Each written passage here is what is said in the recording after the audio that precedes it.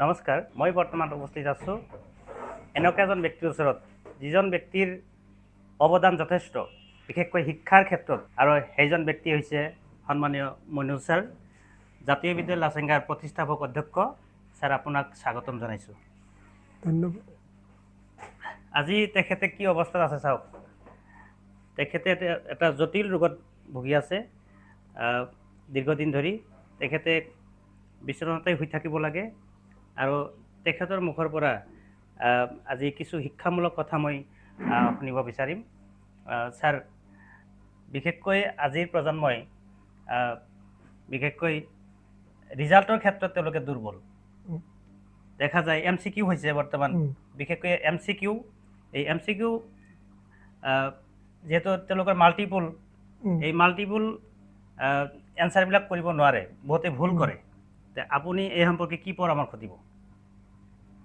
এই সম্পৰ্কে মই কওঁ যে তেওঁলোকে যাতে খুঁটি নাটি সকলো প্ৰশ্নৰ উত্তৰ দিব পাৰে, খুঁটি নাটি কৰি তন্নতন্নকৈ লিখাপঢ়া কৰে। অৰ্থাৎ তাৰমানে কিতাপৰ ভিতৰত ভালকৈ যাতে পঢ়ে, যাতে কিতাপৰ ভিতৰত পঢ়াৰ কোনো কমতি নাথাকে। আচ্ছা, আপুনি ইংৰাজী শিক্ষাৰ ক্ষেত্ৰত কি ক'ব? ইংৰাজী শিক্ষাৰ কথাটো কওঁ যে মই ইংৰাজী শিক্ষাটো হৈছে ইণ্টাৰনেশ্যনেল ভাষা।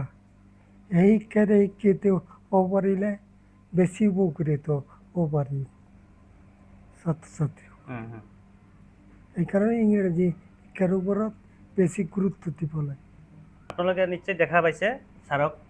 ছাৰে দীৰ্ঘদিন ধৰি এটা জটিল ৰোগত ভুগি আছে, আৰু তেখেতে বিচনাতেই শুই থাকিব লগা হৈছে। তেখেত উঠিব নোৱাৰে, আৰু তেখেত আগতে অৱস্থা যথেষ্ট বেয়া আছিল, কিন্তু আজি অলপ কিছু উন্নত হৈছে বুলি আমি ক'ব পাৰোঁ।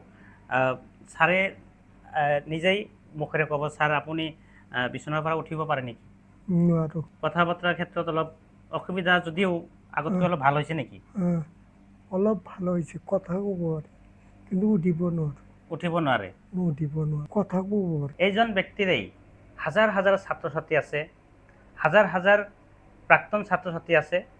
তেখেতসকলে কোনোবাই ডক্টৰ, কোনোবাই ইঞ্জিনিয়াৰ, কোনোবাই শিক্ষক, কোনোবাই প্ৰফেচাৰ।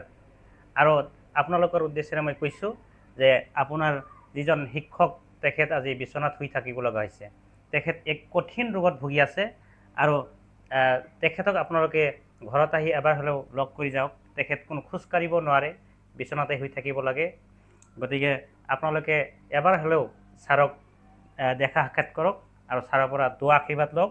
আৰু ছাৰ, আপোনাৰ ছাত্ৰ ছাত্ৰী যিসকল আছিল, প্ৰাক্তন ছাত্ৰ ছাত্ৰী, তেখেতসকলৰ উদ্দেশ্যে আপুনি কি ক'ব? সকলোৰে দীৰ্ঘায়ু কামনা কৰোঁ আৰু সুশিক্ষিত হোৱাৰ আশা। ধন্যবাদ।